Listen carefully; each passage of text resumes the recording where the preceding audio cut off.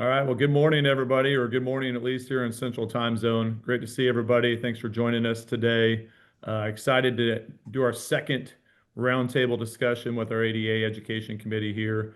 Today's topic is really centered around what coaches need from an AD to be successful. This topic kind of started with our Education Committee, centered around how do you create a positive culture within your athletic department? And how do we, that positive culture is not just in regards to attitudes and mindsets, but then how do you retain coaches? How do you create an environment that coaches really want to be thriving within? Because let's be honest, in small college athletics, money likely isn't going to be the biggest motivator for us to be able to retain people. And so, how do we be able to work with our coaches and do it in a way that is not blind, but that we can work cohesively together? And so we've got three great panelists that are going to join me today here in a little bit. But first, the level set here, I'm going to share my screen. Just going to go through a few notes here, a little bit about how we kind of arrived on this particular topic, and where we go from there. And so as we get going here, there's going to be some Q&A that you can be able to engage within, for us to be able to really have a great conversation here. But as I mentioned before, what coaches need from an AD to be successful. So my name's Tony Hoops. I serve as Vice President for Athletics here at Northwestern College, in Orange City, Iowa. Fortunate to chair the Education Committee as part of the ADA. We're doing these roundtable discussions. If you hear some background noise behind me, I apologize. I'm actually currently at our Council of Presidents GPAC meetings at the same time. So trying to multitask as best we can, which as ADs, we obviously know that is part of the job. So, but this conversation about how do we engage and grow together. So we're doing three webinars. Next month, we'll center it around championship level experiences, how to create elite environments, and then we'll pick back up in February, March, and April. But today's conversation, what coaches need from an athletic director to be successful. But before we start with that, it really starts about the conversation we had as a committee was how do we build a positive culture within your athletic department? So if we want our coaches to be able to have a great experience, it starts with us as the leaders of the department. Just like if you're a former coach, your student athletes aren't going to have a great experience if you don't create the culture to begin with. And so we want to make sure that we create that positive culture within our athletic department. You can go read thousands of books on how to do this, and probably none of them are wrong. But at the end of the day, is how do you make it work within your specific environment? And so, just a few notes here that I have found to be really, really successful, and our committee as well have found to be successful. And that first starts with defining who you are. You need to be able to know who you are from a mission, a vision, and a values perspective. We all have these. But to me, a big separator for our athletic departments and just institutionally is, are you living into your institution's mission, or is it simply just words on a wall? Because those are two totally different concepts. And if your athletic department is in direct cohesion with your institution as a whole, then you're going to be able to create an environment that is more positive, that coaches want to be able to thrive within. It doesn't mean it's going to be perfect. There's always going to be some challenges, but hiring into that mission, knowing who your mission and knowing who your vision and what your vision is and your values makes a huge difference. And so for us here at Northwestern College, we happen to be a very strong, intentionally Christian institution. So we hire into that. So we know that mission, we know what that vision is, and then we know what that values. Does that create challenges at times? It does. We all have challenges, whether that be location, availability, scholarship, et cetera. But how do you overcome those challenges? I think it's really defining who you are, and really living into that definition itself. So for us, we want to be intentional about how we hire into our mission. And I'm a big believer that if you hire well into your mission, then indirectly you're going to retain well, because your student or your coaches are not going to be surprised. Those of you that have been former coaches and the coaches that are on here, we know that when you recruit intentionally into the institution and you live that out, your student athletes are likely going to retain at a much higher level, versus if they get to campus and they're surprised, their ability to retain is not going to be as high.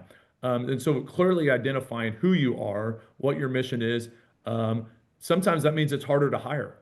That means you got to be more intentional about how you select people, your screening process. It might take you longer, but that process is vitally important, because once you get the right people on the bus, per se, then all of a sudden you can be able to lead a positive culture because those people want to be there. It's not just some transactional job for them at that point in time.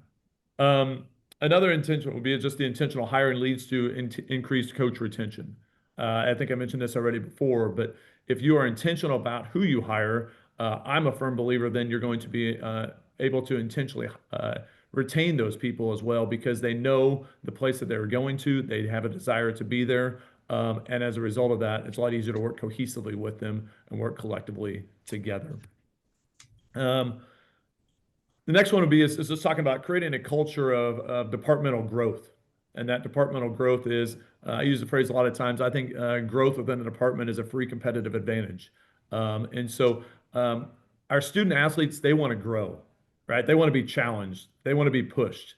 And if they're not pushed, they don't feel like they're reaching their full potential. Sometimes they don't like that pushing. Let's be honest. We don't all love that sometimes, but we want to be pushed. And so I think the same thing for you is how are you creating an environment for your coaches to grow? Um, and what does that look like? And we're going to hear some panelists here in just a little bit about how they desire to grow and what that looks like and where they desire to grow from. And is that within their department? Is that within the institution? Or is that external environments? All three of those can be great opportunities for growth. But allowing people to grow, I think, allows increased retention as well, creates a culture then that people want to grow together. So those are the quick.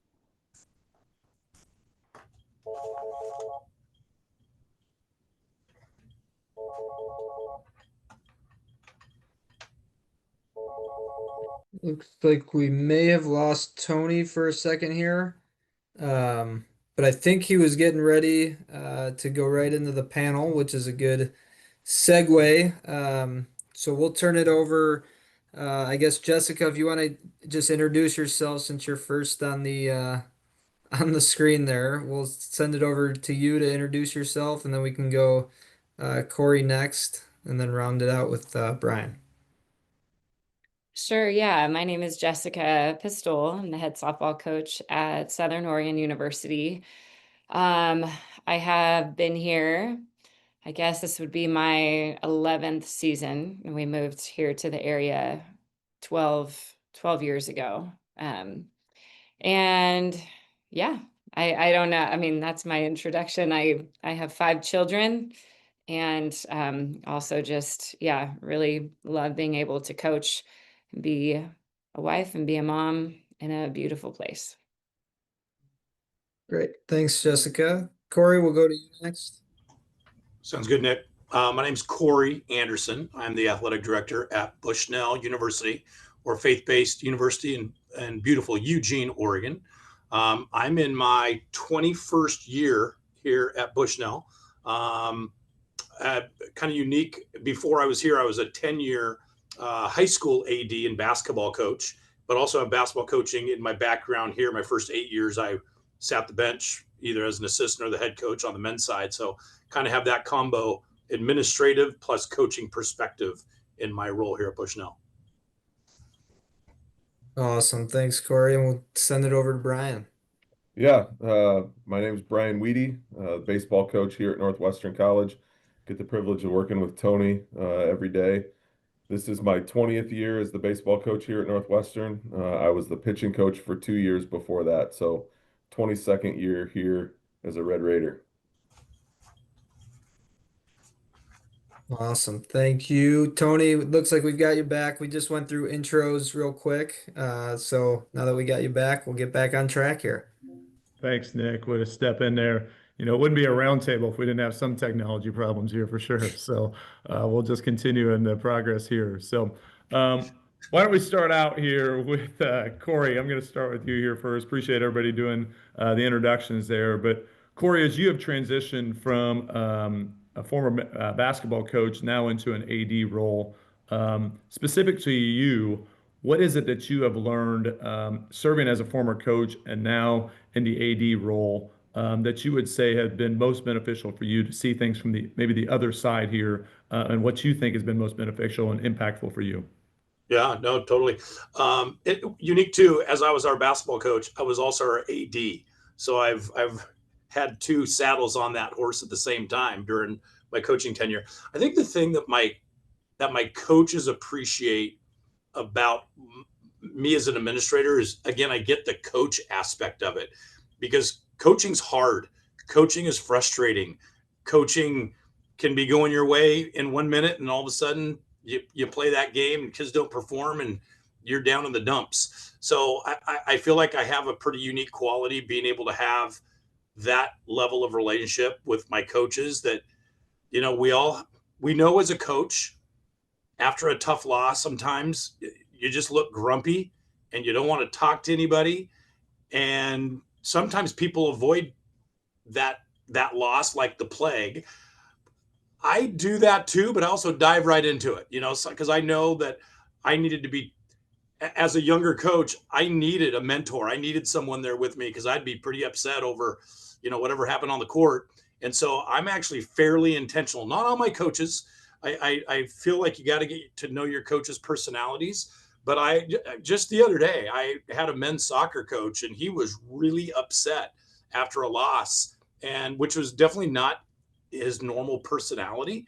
And so I intentionally walked over to him and said, "Hey, let's go for a walk out on the pitch." And the two of us just kind of, you know, went away from everybody and just kind of made sure that it wasn't something else besides just being mad about losing a soccer game. And so, again, I think knowing your coach's personalities is really important to being able to have those level of conversations with them. I'm really lucky. I haven't had a lot of coach turnover recently here. And so you know, my soccer coaches are actually my newest coaches, and they've been with me for 3 years. And so during that time, hey, you get to know people. And I think you got to be intentional as an administrator to get to know your coaches. That way, you know their personalities. So when you need to have whatever tough or difficult conversations, again, you know what personality you're walking into. Thanks, Corey. Appreciate that, and get us started there. Jessica, I'm going to turn to you here, and I should mention, if you have questions, ADs that are on the call here, make sure you type them in the chat room. We'd love to answer those questions as we go along. We want some good interaction here as well. But Jessica, first question for you would be is, how can an AD foster a level within the department of camaraderie, and what are things that you have seen being beneficial that creates a culture of camaraderie and connectiveness out of head coaches and assistant coaches that you feel are successful for the overall culture of the athletic department itself? That's a good question. I think with so many different sports that go so many different directions, and you guys nailed it. Like it's a lot. And when you're in season, shoot, when you're in off season, there's just not a lot of shared interactive time. And so I think it goes back to your point about hiring people who are a good fit for that. And if you want to have that collaboration and that connection, then it starts with who you've got. And then, I mean, Matt does a great job here, getting us together once a month in the same room and, just connecting on stuff. But I think just having personalities and like friendships and relationships within the department, that you want to see everybody be successful. So getting excited about, going out and supporting other sports and all of those things, I think it's a shared responsibility. It can't be somebody that's forcing that, but I think it's definitely created by the way that our administrators interact with us as people, and it's not stale, it's not stagnant. It's like we're showing our faces, our doors are open.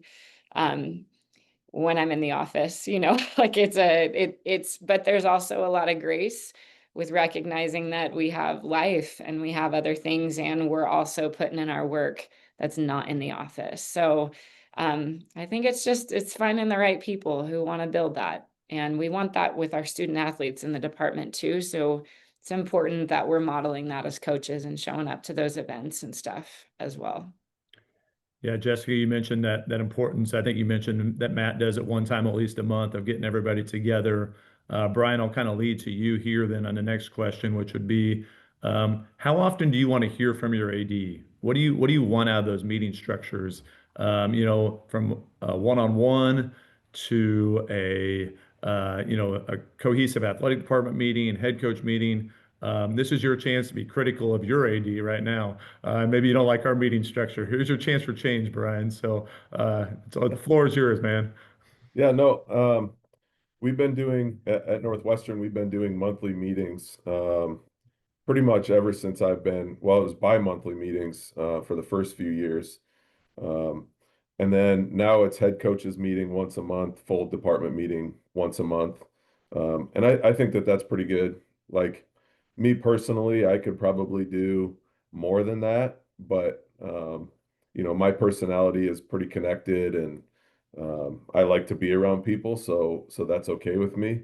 But I recognize that there are some coaches that maybe don't necessarily feel like that getting in a group together um, would be as beneficial. So I think every other week for head coaches, like what we do, is pretty good. Once a month for the whole department is good. In terms of like one-on-one meetings with the athletic director, I think really is needed. It's probably good for the athletic director to meet with every coach once a semester at least, where they sit down and go over the issues of their season or their off season, whichever season they're in. Um, and then being available if the coach needs more than that. And as an athletic director, you probably need to have a little bit of ability to see the nuance in it. Newer coaches might need a little bit more than that, and veteran coaches might need a little bit less than that. And um, fair isn't always equal, as you guys are well aware. So sometimes athletic directors maybe should make themselves a little bit more available or meet more frequently with coaches that need that and less with coaches that don't. Thanks, Brian. Appreciate it. Way to drill that question there. Well done. So we'll keep our structure the same, I guess it sounds like. So it's good. Corey, I'm going to bump to you then on these next one-on-one meetings, et cetera. How do you as an AD balance? I think I'll speak for all the ADs in this room. Some coaches want those meetings more often. Some would say, I don't really need one, right? Whereas others might want one every other day. And they're calling you and you're burning down your lines. How do you balance that out? What's your meeting structure look like on an individual basis?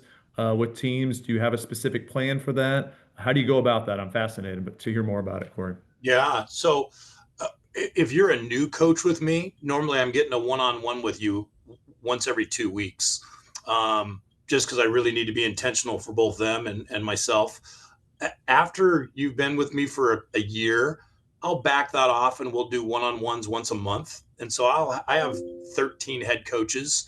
And so I think the hardest part is my schedule, trying to figure out what the rhythm of those meetings, so we all don't feel like we're in meetings all the time. And yeah, death by meeting and not getting anything done. My more veteran coaches, and I've got coaches that are full time on campus, and I've got coaches that are part time off campus, and so my communication strategies with those coaches are different. I don't always have the ability to, my volleyball coach, he's a middle school PE teacher.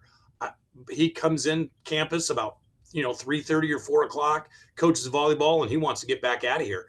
And so I find myself more in communication with him via email or text during the day if either of us need something. But I don't meet with him very often. He's very structured in his timeline. But then up where at least my office, I've got coaches all around me. So I find myself kind of bopping in, bopping out, or they'll come in. So I try not to. I have one-on-one scheduled, but if there's something really pressing, I try not to just let it wait for a one-on-one. I've got pretty good accessibility to coaches. But like I say, if I've got a new coach, it's going to be once every 2 weeks. If you're a veteran coach, it's once a month. And if you're a veteran coach and you're right next door to me, if that meeting gets bumped because it's a road trip or I'm busy, that's okay too. We'll catch it later. No, I think that makes a lot of sense there, Corey. And I think getting coaches to understand that there as well. Veteran coaches tend to understand that a lot better, to no fault of younger coaches, but it's just a matter of, our schedules change and they're challenging at times. But that communication makes a big difference in living by that calendar. One thing I have really empowered young coaches is that take control of their calendar so their calendar doesn't control them. And so making sure that they set things, whether that be recruit visits or whatever it might be, but having some sort of systemized calendar makes a big difference for those young coaches or just newer coaches as well. Jessica, Brian, I'm going to go to you next here. Jessica, I'm going to start with you. As both of you have been at your institutions for quite a while, what has enticed you to stay? Why is it that you stay at the locations that you're at? You came there, let's be honest, it's not common for people to stay in head coaching positions past 5 years anymore. So what is it that not only just personally for you, but also your peers that have stayed at locations for longer periods of time that has been positive things that us as ADs can help foster and promote an environment that people want to stay and thrive within? Jessica, why don't you start us out?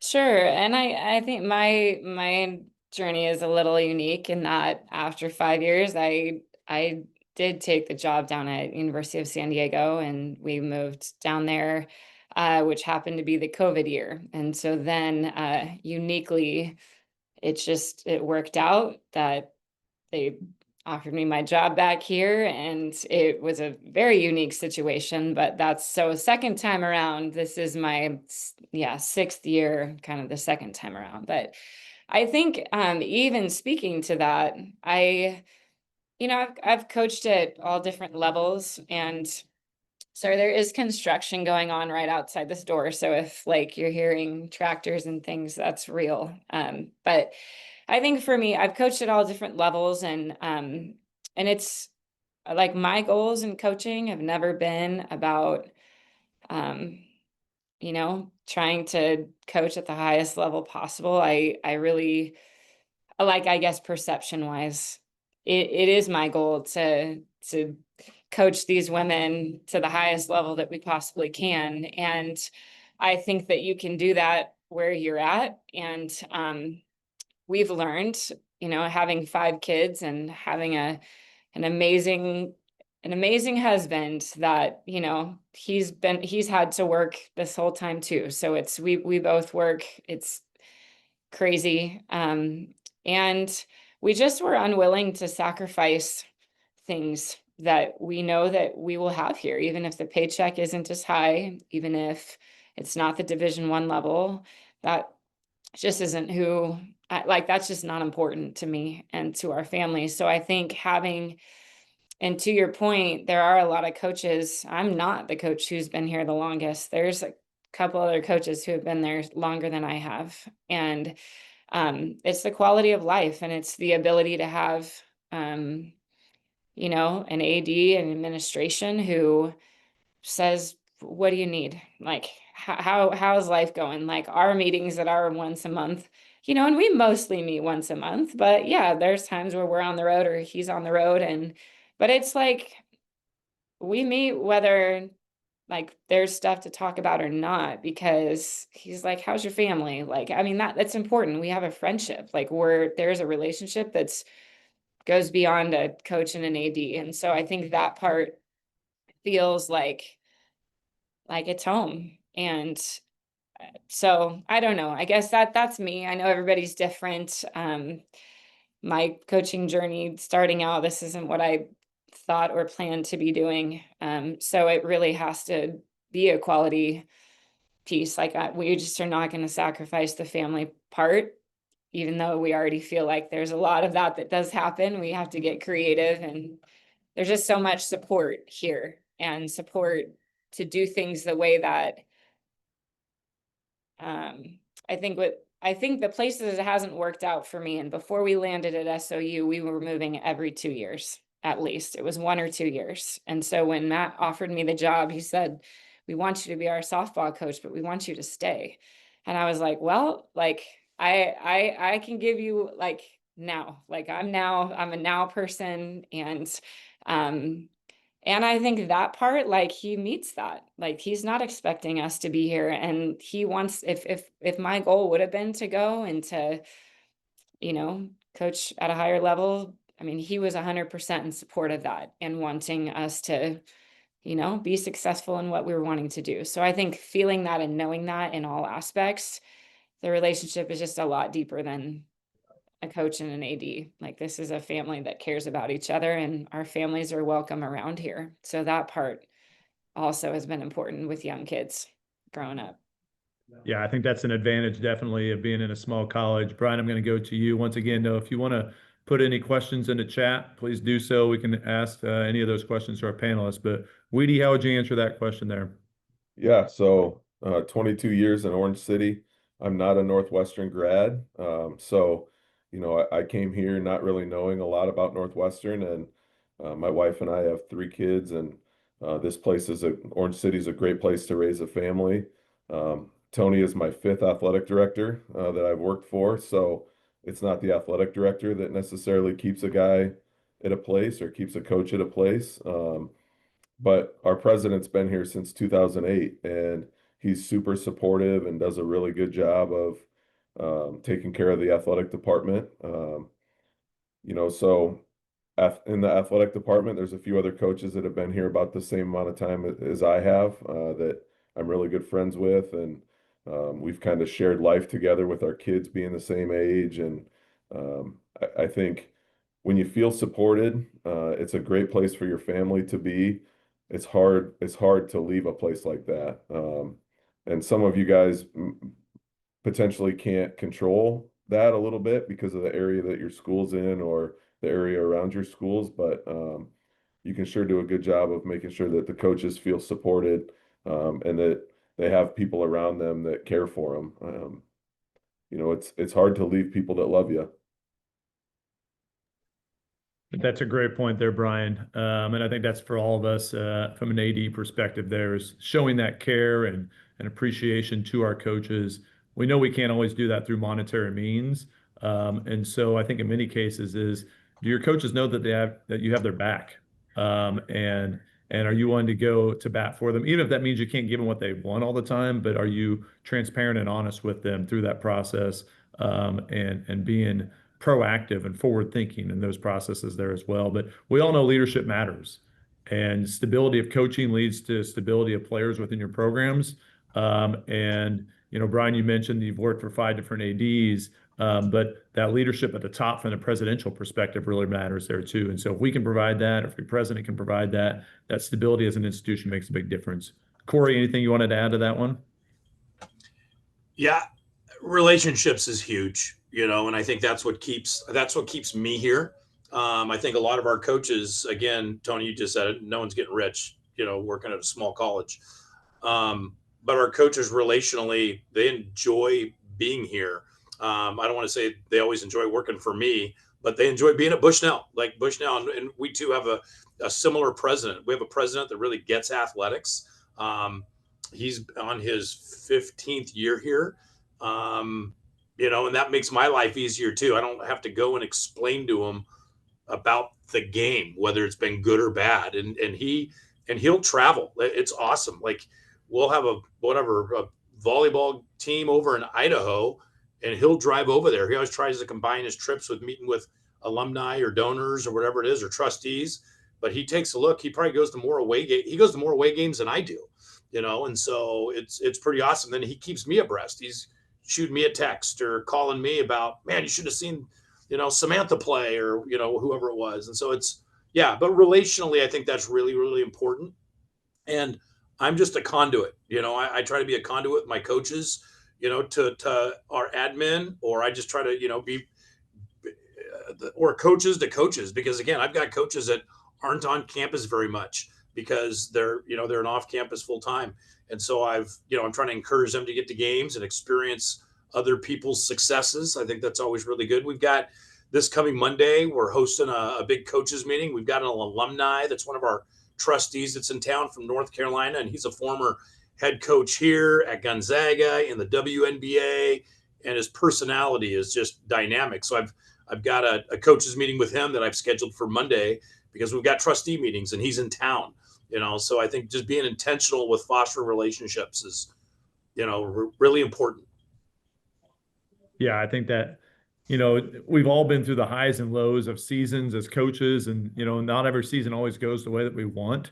Darnell, I'll get to your question here in just a second, but I'm going to stay on this topic of culture a little bit here. And Jessica or Brian here, either one of you want to chime in here. How do you want to hear from a coach, or how do you want to communicate with a coach when you have that bad loss, or the season's not going the way that you want it to go, or you're going through a hard time? Maybe that's in the season, maybe that's personally, professionally, whatever it might be. It's easy to say, well, I want my coach to be there, or I want my AD to be there for me. But what does that actually look like to you? What is your preferred method of communication and processes through that, so that we can help create that value for our coaches, which I think is an advantage at a small college? Brian or Jessica, start us out. You want it, Brian, or you want me to go? Go for it. I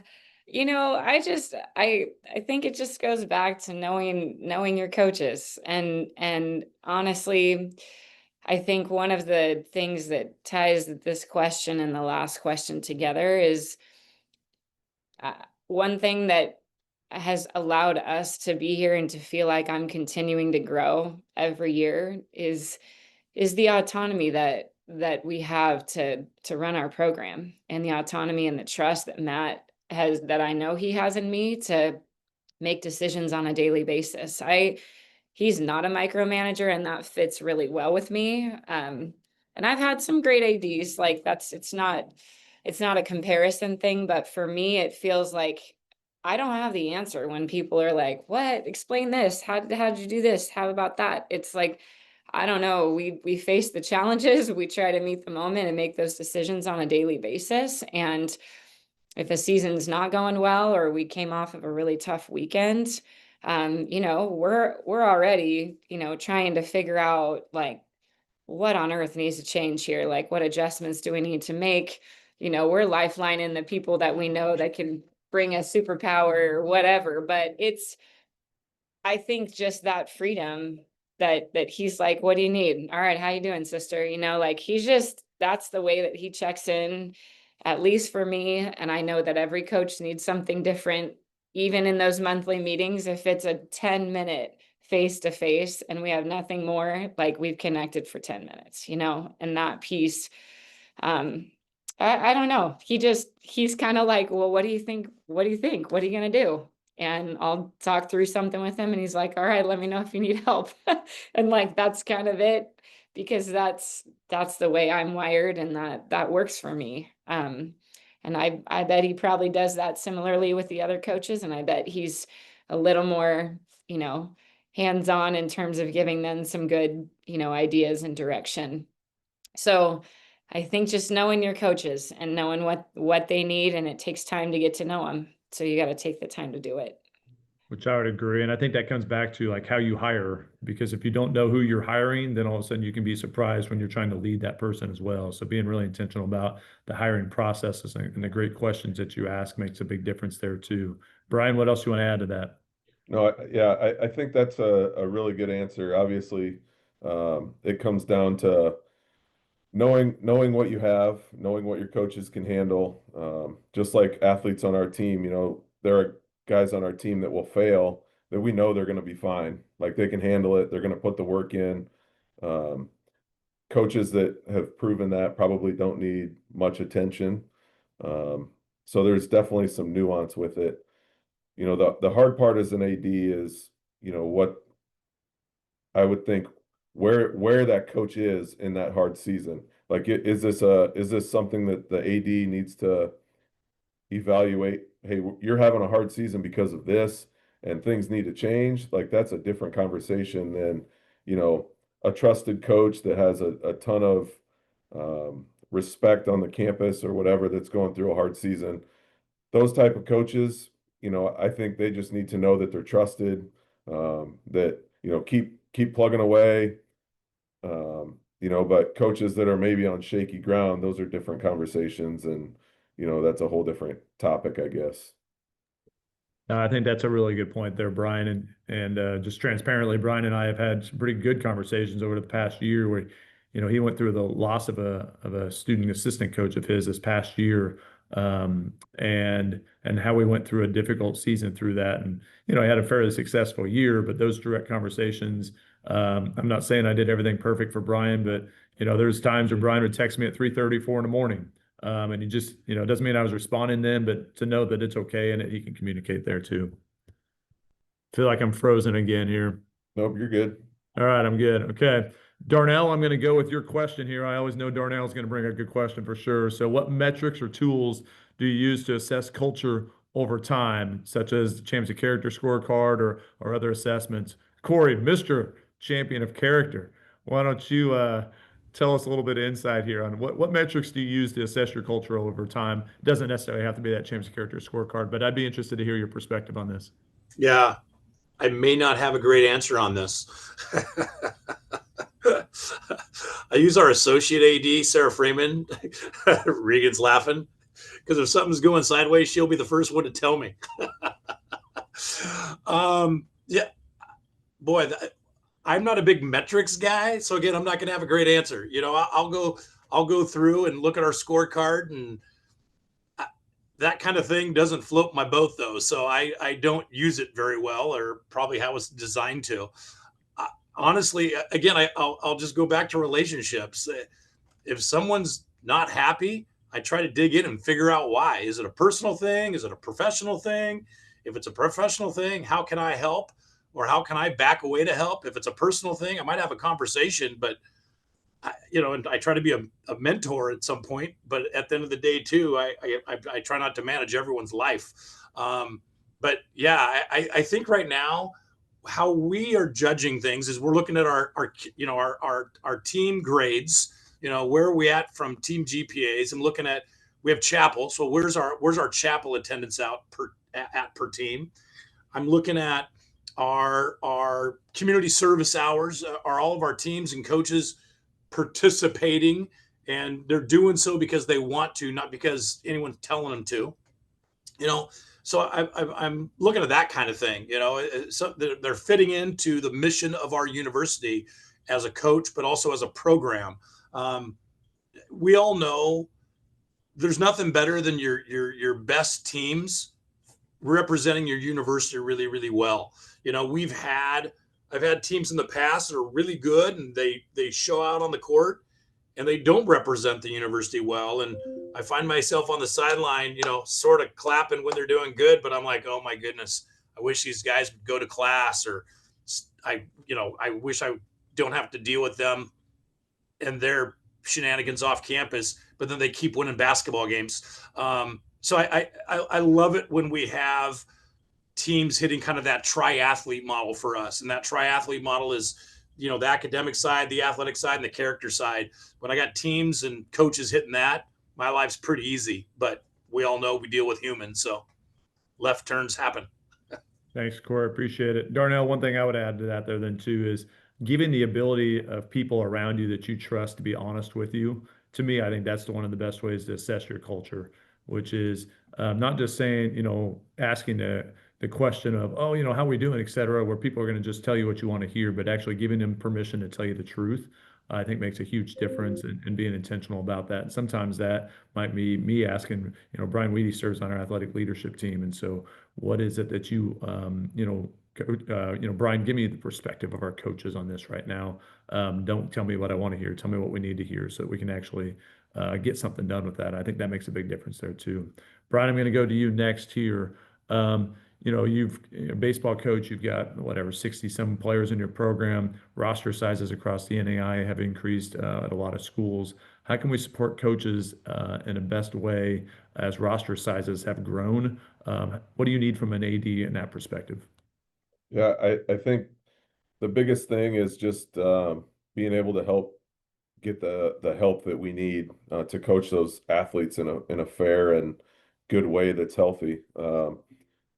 Just like coaches want support from athletic directors, athletes want support from a coaching staff. So, if roster sizes are big, then coaching staffs need to be able to handle, whatever that roster size is. If that's, part-time coaches or graduate assistants, or, in some cases, full-time assistant coaches. I think that's probably one of the biggest ways. And then, understanding that there's also going to be some budget limitations, when the roster sizes grow, it's going to cost more money, so like, how do we give our guys gear, or, how do we handle the travel, and, what are expectations for junior varsity, and like all of those things would be questions that ADs should be prepared to answer from coaches.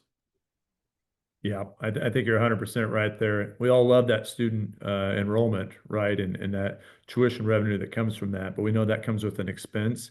And if that expense comes with lack of retention or if that expense comes with a bad experience by those student athletes, well, then now we're doing a disservice to those programs. And so I think using that ROA report to really find what is the ideal roster size, I think matters. But then talking to those coaches instead of saying, "Hey, Brian, you got to bring in 30 kids every year." Well, what's the ideal roster size that we can support? What are we willing to staff?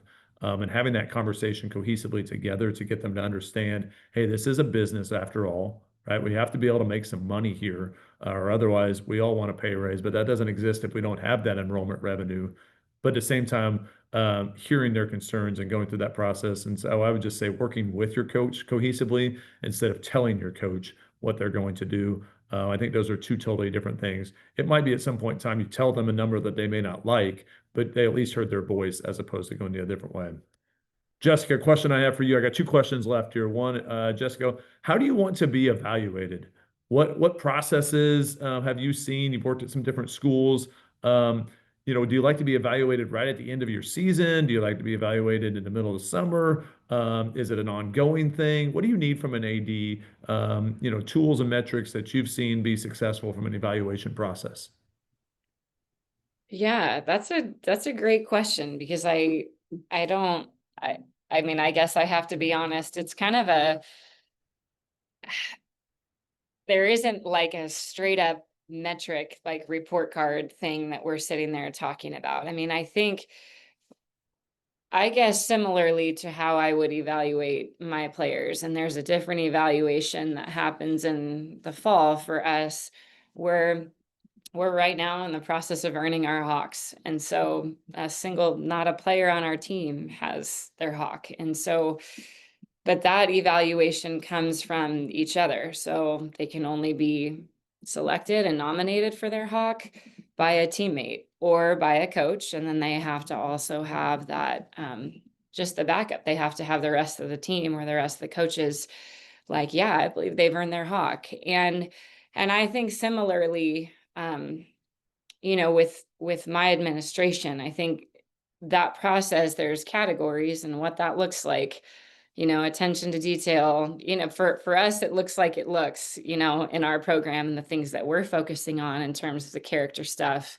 The skill piece is one of them, but it's like there's 5 or 6 different components that have a bunch of stuff under it. And so I would think similarly.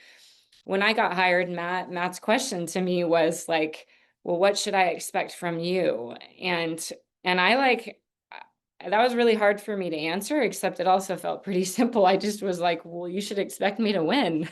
Like, I don't know, like I do think that winning is a byproduct of doing little things. And so to me, that's how that equates. Now, I think it's important to look at those categories of little things, right? So what's important in the department?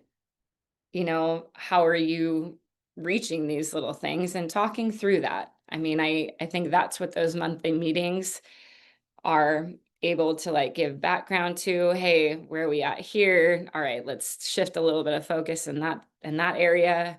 Or, how's your team in this? Because I think it's like me personally, but it's also how my team is representing, is a reflection of me. So I think it's kind of both. Like, I want you to be really proud of our team and our program. Like, that's what I want. And that's how, if you're not, then we need to go back to what are we doing? What is taking away from that? And so I guess that is really how I have never received any kind of a, like, here's how you score and measure up on any of this stuff. Like, Matt doesn't operate that way, but there's a lot of constant feedback and conversation happening. Likewise, I don't think I've ever given my players any of that, but not saying that's not a good tool. I could, but I think it's just more of a collaborative.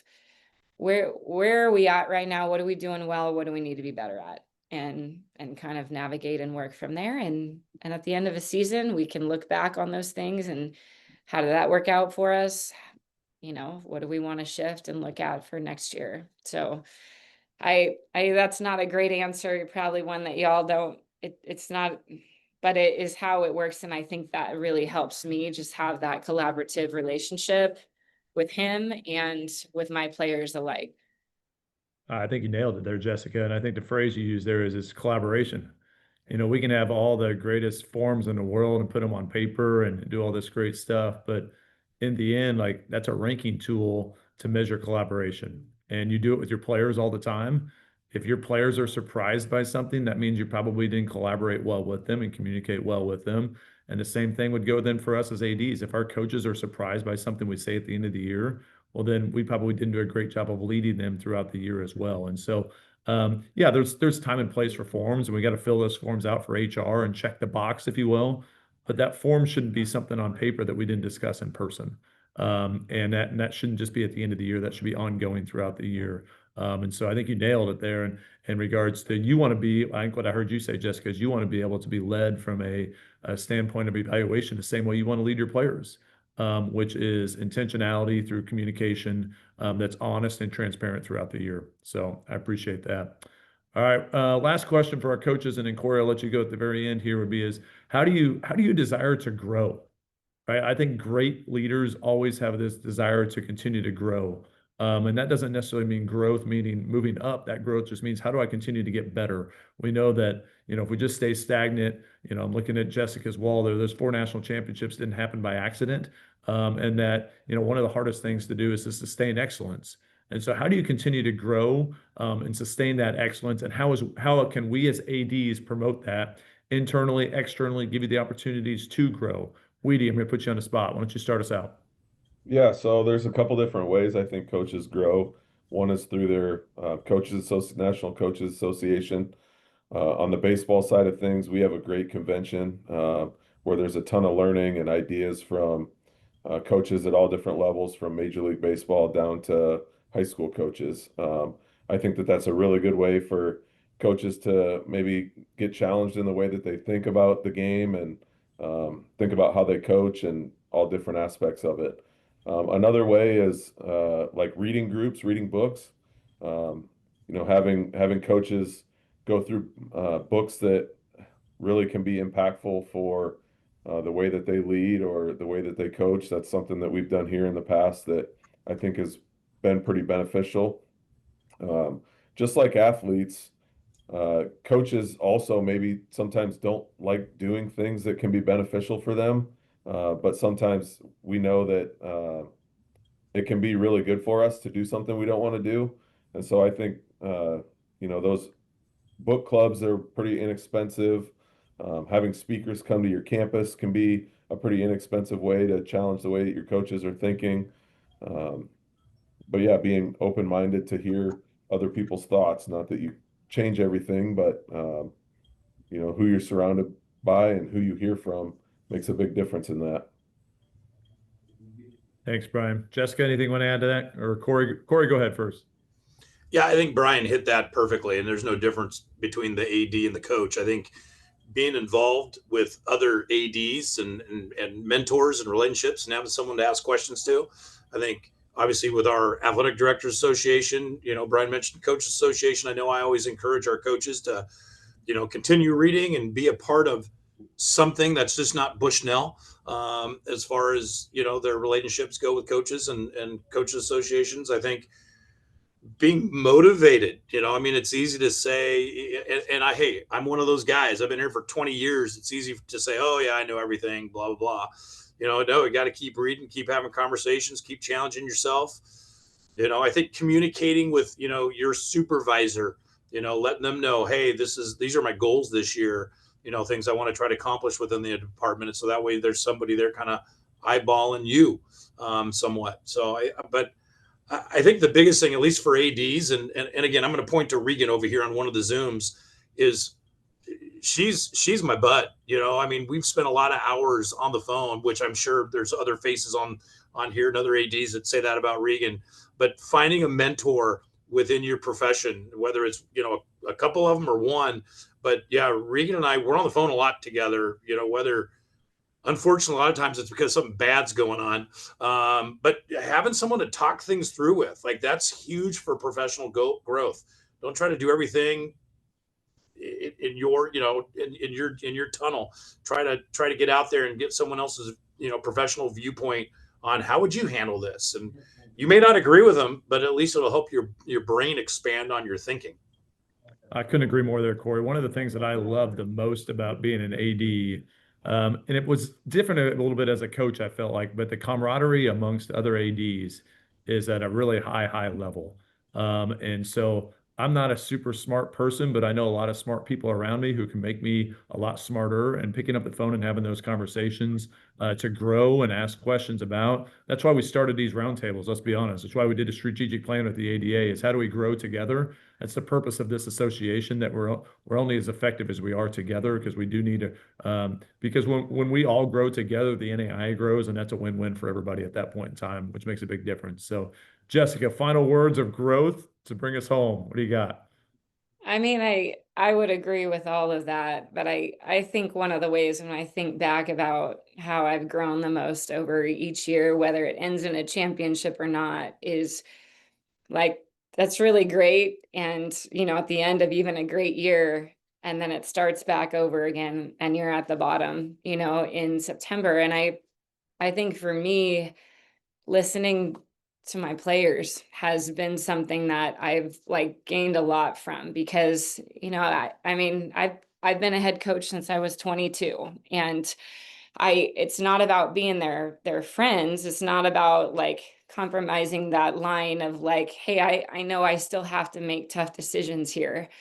But there's so much that I feel like I've learned when I can just let go of one way that feels like, well, that worked before. And it doesn't, I mean, things evolve, and the people that I'm trying to get to like play free and love each other and play well and come together and create, be at our best at the end, their world's changing. So like for me, I think just being able to have those really honest conversations with them and get their feedback, and and knowing that that relationship is established, whether it's from my seniors, at the end of I mean, we always have our meetings, but with every player, but they know me and I know them. And so when they can be like, again, talk really honestly about how that worked, how it didn't work, like what would be cool to shift, what would be cool to implement. Like that's how I feel like I'm stretched, because I'm like, man, this is way out of my element. Okay, I'm gonna need to figure out how to learn this. But it also gives them ownership in what we're doing. So now I'm holding a standard, yes, but it's not just mine, it's theirs. And I think that part is where I feel like I've also grown a lot.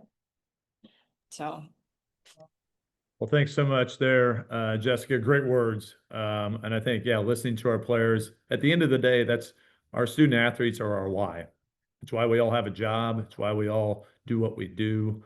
And it's not because we're just going to do whatever they want us to do, but it's ultimately we're here to serve them, and to serve our institutions, and remembering that is really vitally important. And so, Jessica, Brian, Corey, you guys crushed it. Thanks so much for doing this. I greatly appreciate it.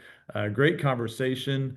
Thanks so much for those that were involved in this conversation as well. Hopefully you got something out of it. I know I did as well. And really greatly appreciate it there. Corey, any last word you want to add in? No, hey, everybody have a great day and make it a great day for somebody else. Absolutely. So we'll finish up here today. Appreciate it, everybody. Next, I think it's November 11th. I think Troy Plummer is going to lead our next roundtable, talking about how to create championship level experiences for postseason events. So make sure you register and get logged in for that one there as well. I know Troy will crush that thing for us as well. So as always, if any of us can be of any help to anybody, please let us know. Reach out to us. But once again, Brian, Jessica, Corey, thanks so much. Appreciate it. Thanks for everybody being here. Have a great rest of your week. Tony, can you stay on really quick? Will do.